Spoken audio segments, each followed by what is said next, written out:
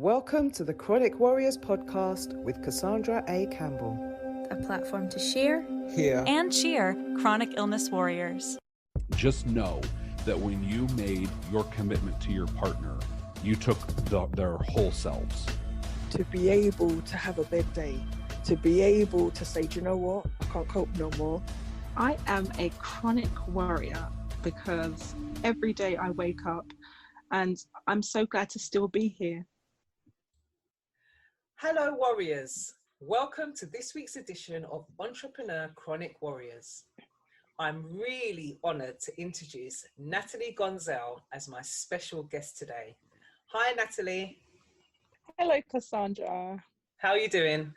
I'm well today, actually. Today's one of my better days. Oh, great It stuff. really is. I'm glad to hear that, because we all know every day is different. Definitely. So how about you share with everybody a little bit about yourself? Well, I'm 36 years old today. Happy birthday! I can't believe you're doing this with me on your birthday. Thank you so much. You're very welcome. You really are. And I'm so glad to have met you and, to be a part of everything that you've been offering, from your courses now to the podcast. I'm really glad that you asked me to be a part of it. You're so welcome. I'm glad to be able to help in any way. I really am. Oh, that's wonderful. Really and truly. So, as I was saying, I'm 36. I have Ehlers-Danlos syndrome, the hypermobile type, as well as POTS, TMJ, fibromyalgia, arthritis, gallstones, and fibroids. So it's quite an eclectic mixture of conditions. Mm-hmm. That's a bit of a list there. Yeah, it's a bit of a headache to remember sometimes when I go to appointments and they say, okay, have you got anything? And I start to list them out on my fingers and think, oh, is that everything? And they'll look at you like, are you sure? But yeah, it's all going on. Mm-hmm. It really is. I hear that. I work part-time, which is good. And then I also have a little side business, side hustle, which brings me joy. And it was born out of this condition, I suppose. I used to be quite active and more creative. So I used to bike ride and ice skate, roller skate. And as it got more difficult to be able to do these things, I tried to look for a new venture, something that I could do that wouldn't cause me aggravation or cause me to need downtime afterwards, recovery periods. And that's how I learned to crochet. And it kind of just took off from there. And funnily enough, I could crochet for hours and I don't get any pain in my wrists or fingers. But yet when I was playing piano, just minutes after just trying to do scales, my wrists and fingers would be so painful and aching. And so I'm glad that I've managed to find an outlet, a distraction from the pain, I suppose. Sounds great. Yeah. And you turn that into a business. Yes, I have. And that in itself took me by surprise because I literally just started it as a creative outlet, I suppose. And it just kind of took off from there. And I've got lots of new ideas and it just kind of spirals from there. So I'm enjoying it. I'm enjoying the ride. That's brilliant. And it's really great. They say about turning your passion into a business. And even if it wasn't your passion necessarily to start off with, it was something that you enjoyed doing. So to be able to turn that into a business, I just think that's just the ultimate for me. Yeah. Just to say, what I do it because I love to do it. I know I have the skill to do it, but I also love to do it. So to be able to do it as a business, it's just ideal for me. So I love that. So when did you first start having symptoms that impacted your life? Right. So in all honesty, when I spoke to my mum, when I was first diagnosed, and I spoke to my mum about the diagnosis, it kind of fell into place for her a bit because she kind of remembered when I was born, my limbs were quite floppy. I mean, I was born premature and I was breech as well. And I remember she told me that the doctor said to her that they don't think I would be able to walk because at the time they didn't realize, but my legs were in such a funny position. They were like bent over my shoulders at the time. and they thought I didn't have any knees. Like kneecaps didn't develop. So they told my mum they didn't think I'd ever be able to walk. After they gave me physio, because I was in hospital for a very long time as a baby, and I ended up walking, but she said she knew there was something that wasn't quite right. But as a kid, I grew up fairly normal. I struggled, especially when it came to PE and playing games and stuff, but I just thought that was me. I think the first kind of major symptom for me was when I was 15 and I got on the bus to go to school. And just as I went to sit down, my left kneecap dislocated. At the time, I didn't know it was a dislocation. I knew like something had come out of place. But I remember sitting there trying to like push this thing back in, and it was so painful.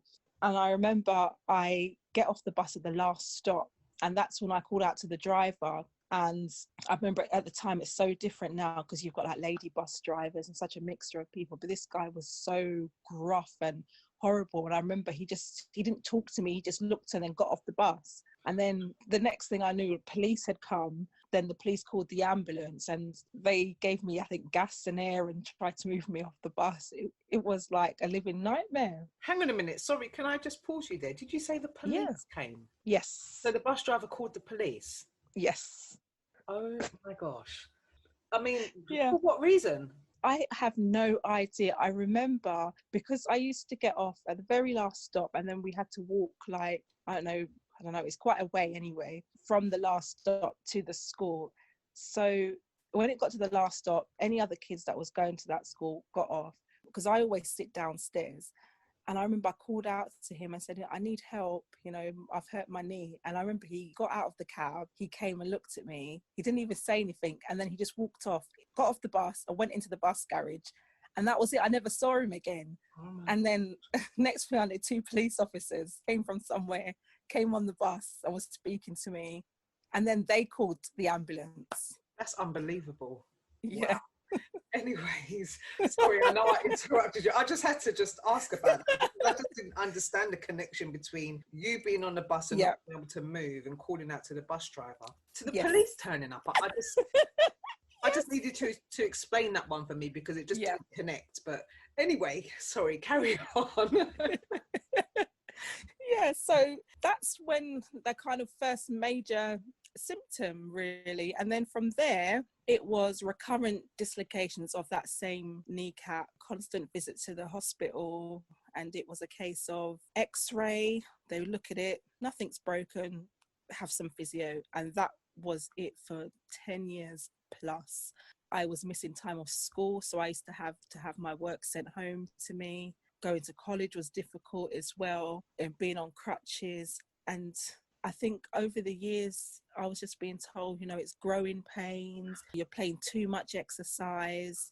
Then as it got more difficult for me to do my usual, it was a case of, you're putting on weight, so you need to exercise more. There was always an explanation for what was going on, and it was just never the right explanation. Mm-hmm. And it wasn't until I became an adult and after working full time for a long time and being in such pain at the end of every shift, I just thought, something more is going on. There has to be, because it's not normal for someone to be in so much pain just from going to work. And that's when I done a bit of research myself. And I found a doctor who specializes in rheumatology, and he basically put all the pieces together. From the minute I started explaining, he knew and he examined me, and that's how I got my diagnosis. And I think, if I remember correctly, that was 2012.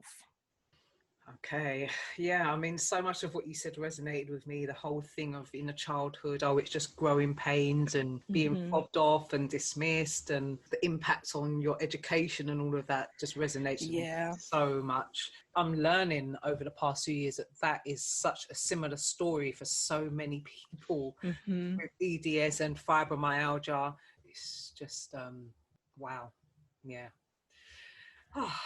It's just funny. Sorry, when I'm hearing you say these things, and it's just making me think about my own journey, experiences as a child, and not being diagnosed and all of that. It's just right. So you got diagnosed, and How did you move forward, career wise? How did that impact you? Right. So for me, once I got my diagnosis, the doctor I saw, he was brilliant. And, he said he'd write to my GP and advise them. And so he'd get the ball rolling. And what I found is ever since then, any kind of ache or pain or something that I have and I go to my GP with, it's like, oh yeah, it's down to EDS. And I kind of found that became almost a barrier in itself. It's like, you didn't diagnose me with this condition, but now that I've got it and you know about it, everything subsequently now you're putting down to EDS. So it's been a bit of an uphill battle sometimes. Career-wise, I've had to chop and change a lot.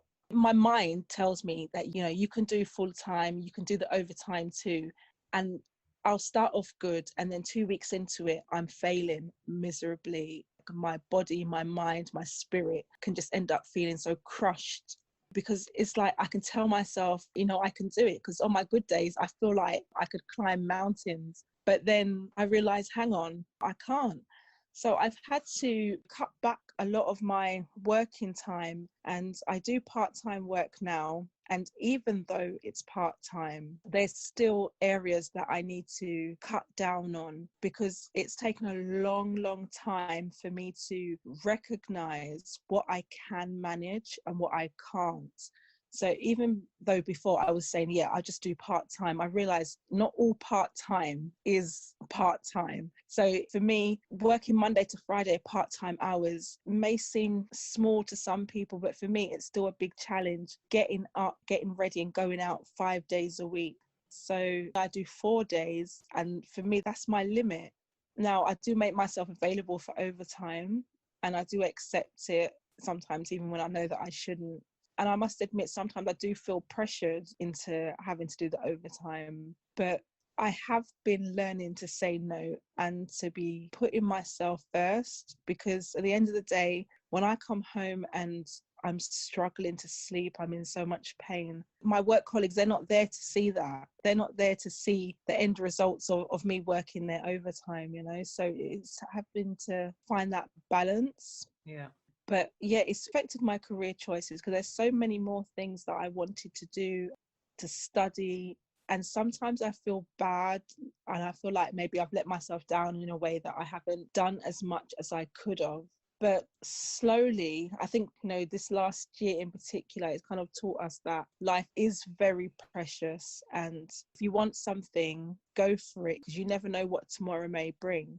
So I'm trying to do more home-based courses and advance myself in that way, so that I can continue to learn and give myself more options, that maybe I can work for myself full-time from home, and keep doing the things that I love. Yeah. It's really interesting, because when you were talking about overtime and work, it took me back to when we first met on the self-care challenge course. Yes. And that being one of your challenges is being able to say no, putting yourself first and being kind to yourself, which, we all know it's not always easy, but I'm glad that you are still working on that and finding that balance and learning to put yourself first and be kind to yourself, because it's something that some of us have to learn to do. It doesn't come naturally.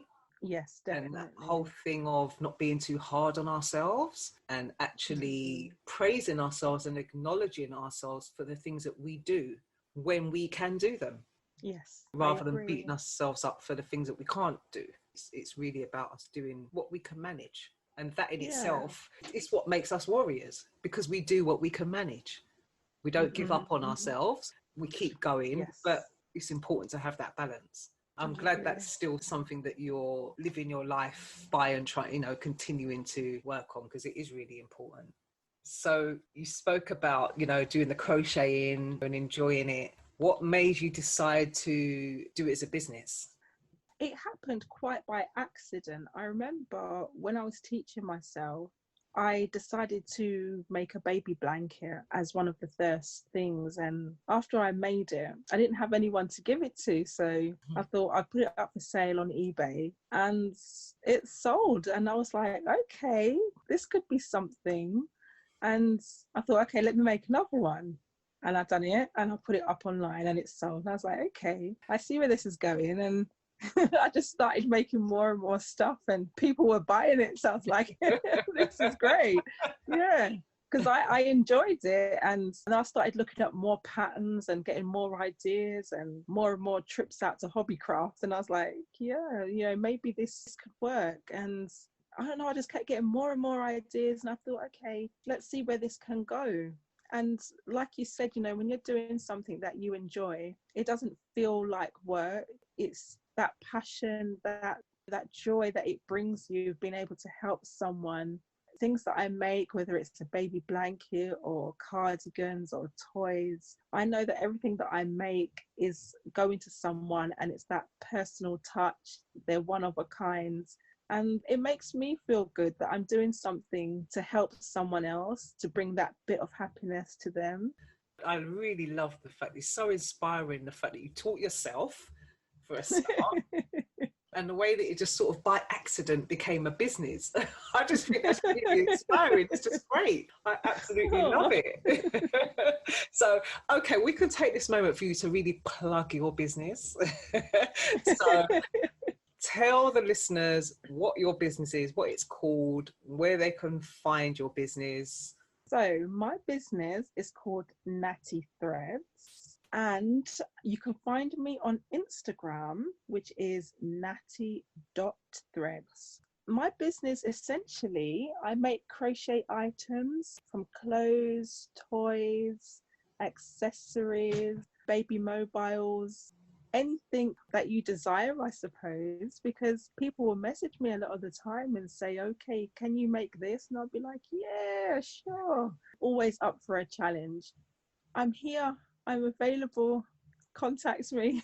and I can vouch for Natalie's stuff because I actually bought something for my grandnephew and it was brilliant. The quality's brilliant, the colours, and my niece said he loves it. I'm always looking at her posts and seeing all of the wonderful things that she makes, and she is absolutely brilliant, so creative. Yeah, you will love her stuff, definitely. So how would you say that you manage doing all of that? Because I can see how busy you are just by looking at your Instagram. How do you manage your symptoms? How do you manage the bad days? I mean, the good thing is that you said that the crocheting doesn't really hurt your fingers and your hands. Mm-hmm. But I would imagine there are still other days where there's other parts of your body in pain or feeling fatigue, etc. So how do you balance all that out with your job, your business, and your conditions?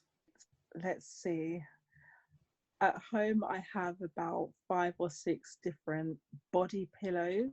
So I use them at night. I use them in the day if need be. If in particular my legs are giving me trouble, because my knees in particular and my ankles, especially after coming home from work, they can really ache and be really painful.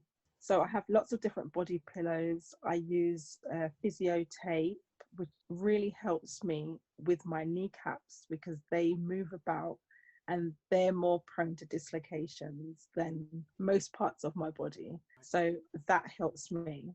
Medication wise, I try to back away from pain relief for the last year or so, because I found that over the years, ever since my diagnosis and even before that, where I've been in so much pain, I'd always, reach for a painkiller and try and help. But as I'm getting older, I've tried to look back and think, well, how long can I keep taking this pain medication for? What's going to be the side effects of me taking this, in 10, 15 years time?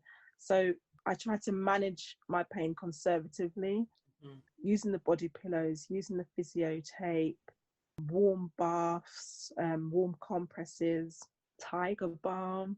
Sometimes just distraction methods like my crocheting. I try to keep my legs relaxed if they're really painful, use my pillows, use my rubbings and crochet or watch a good movie. It's not always helpful. Sometimes I do need my pain relief, but when it comes to working part-time, it is what really helps me to manage it, because there's no way that I could work full-time again and still do what I do with my business and look after myself. Something had to give, and that was the full-time work, because it just was not possible for me. I remember practically collapsing at work, just through the sheer pain, because I just kept pushing through it and thought, I've got to keep going, got to keep going. And that was the worst decision, because it literally, nearly killed me, just having a full-time job. So getting the balance right is what works for me.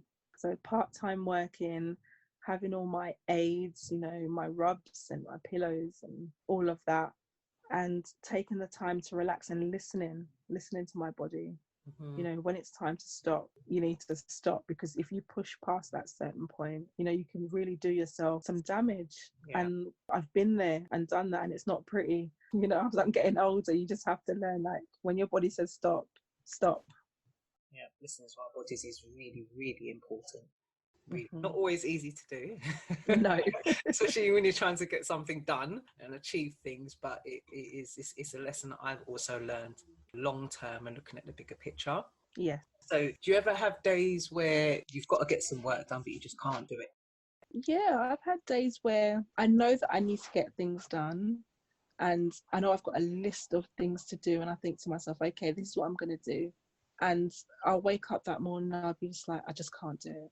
I just can't do it. And inside I'll feel really bad, and I'll almost chastise myself for saying, you know what, why not? Why couldn't you have done it? But sometimes you have to forgive yourself. You've got one body, one life. If I wake up and have one of those days where I feel I just can't go, I have to give into it. I have to listen to myself. I really do. And no matter how bad sometimes I end up feeling, I think, oh, I really need to get started on this order. But there's a reason why my body feels so worn down and why it feels so tired. There's a reason for it. So I have to give myself that rest when, when it's calling for it, I need to do it. So yeah, on those days when I just can't go, I don't go. I just try and rest and really give my body what it needs, because when it comes down to it, if you don't, you can end up making your symptoms worse, and that's not the way to go. It really isn't.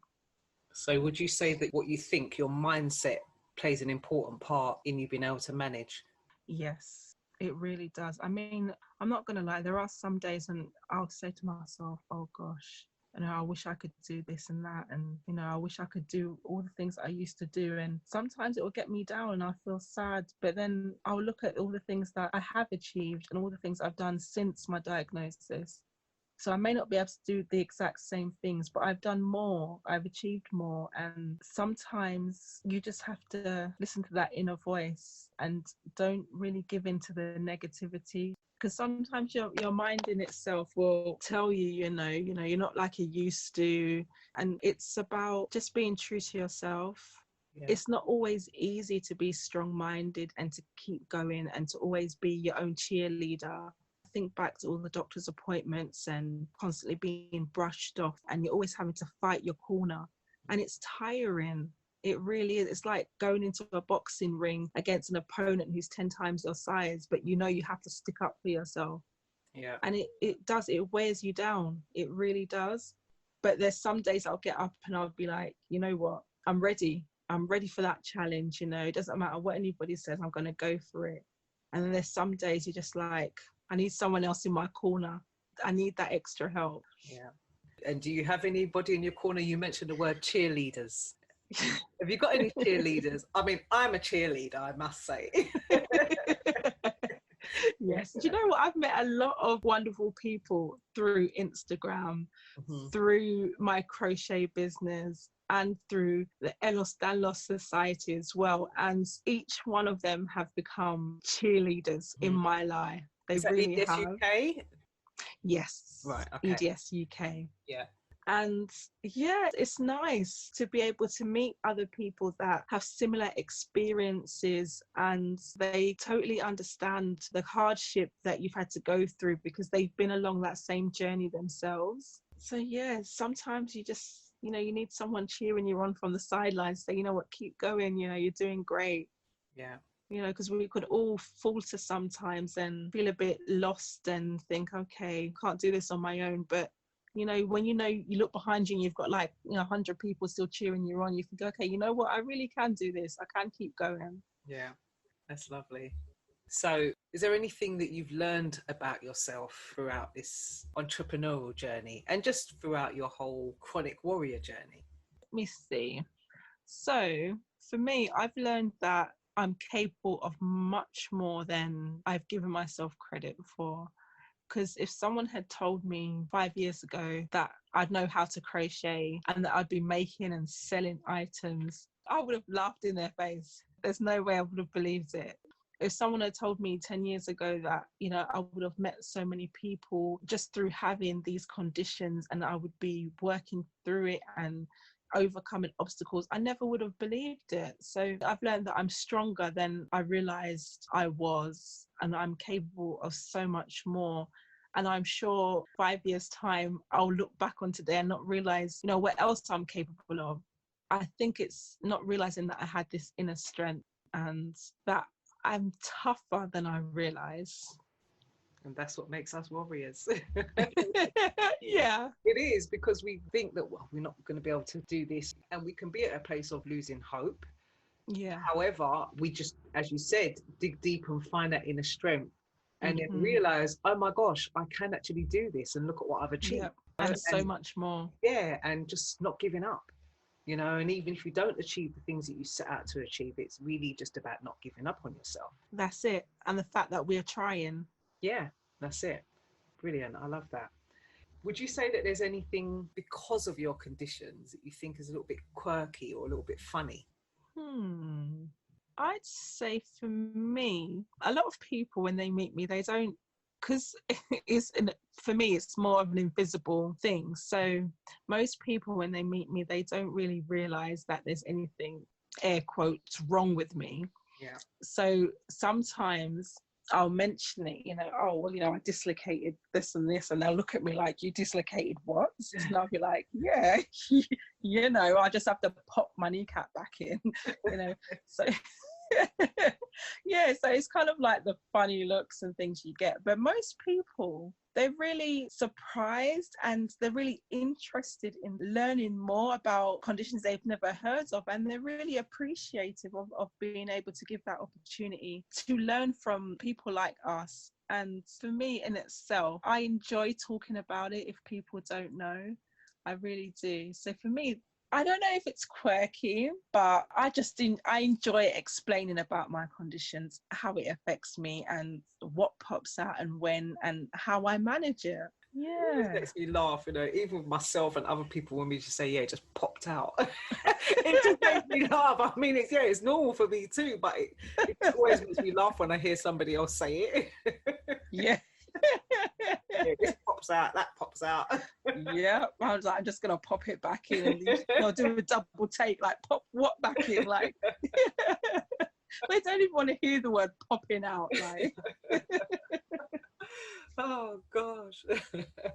So if there are, you know, there's someone like you who maybe is finding it challenging to have a career, is considering starting their own business, working for themselves, but they're a little bit worried about how they would be able to cope with their condition and with running their own business.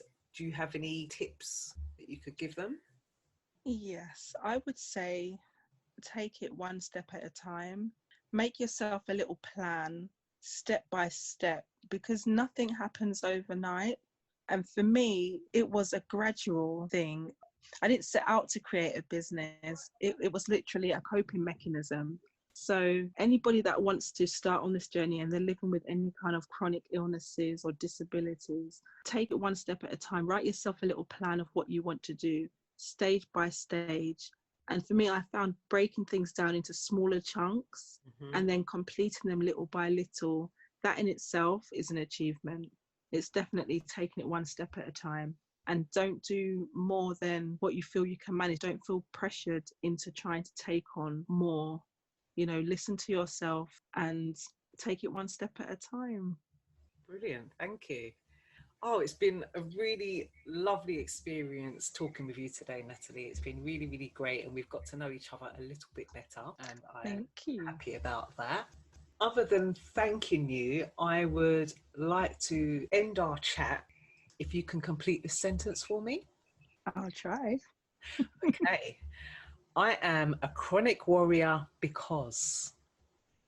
I am a chronic warrior because I feel fantastic. That is my explanation. It seriously is. I feel fantastic because every day I wake up and I'm so glad to still be here.